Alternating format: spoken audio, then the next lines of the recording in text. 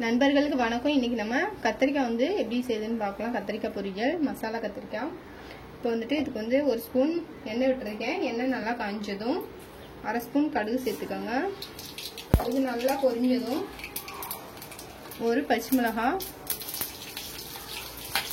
இது கூட ஒரு பெரிய வெங்காயம் வந்து நீட்டாக கட் பண்ணியிருக்கேன், அதை சேர்த்துக்கலாம். இப்போ இது கூட கருவேப்பிலை. இப்போ இது எல்லாத்தையும் ஒரு நிமிஷம் வதக்கிடலாம் நல்லா. இது பார்த்தீங்கன்னா 1/4 கிலோ கத்திரிக்காய், 250 கிராம் வந்து கத்திரிக்காய். இப்போ வந்துட்டு இது மாதிரி இப்போ தண்ணியில் வந்து கட் பண்ணி போட்டுக்கோங்க. அப்போ தான் அந்த கருப்புலாம் அந்த போயிடும். இப்போ வந்துட்டு ஒரு நிமிஷம் நல்லா வதங்கிடுச்சு. இப்போ நம்ம கத்திரிக்காவை இது கூட சேர்த்துக்கலாம். இப்போ இது கூட நம்ம வந்து மசாலா சேர்த்துக்கலாம். இது வந்து வீட்டில் அரைச்ச குழம்பு மிளகாத்தூள் வந்து ஒரு ஸ்பூன் கிட்ட சேர்த்துக்கிறேன். தேவையான அளவு உப்பு சேர்த்துக்கலாம். இது எல்லாத்தையும் நல்லா மிக்ஸ் பண்ணிக்கோங்க. மிக்ஸ் பண்ணிவிட்டு சிம்லேயே வச்சுட்டு செய்யுங்க.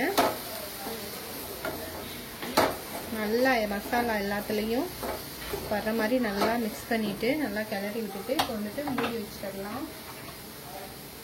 ஒரு 3 நிமிஷம் இருக்கட்டும்.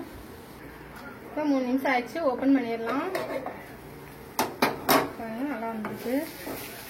இன்னும் கொஞ்சம் வந்து வேகணும். நம்ம சிம்மில் வச்சுருக்கிறதுனால லேட்டாக தான் ஆகும். நீங்கள் வந்து ஃபுல்லாக வச்சுட்டிங்கன்னா வந்துட்டு சீக்கிரமாகவே கரிஞ்சு போயிடும். அவ்வளோ நல்லா இருக்காது. நீங்கள் பொறுமையாக செஞ்சாதான் எந்த ஒரு சாப்பாடுமே நல்லாயிருக்கும்.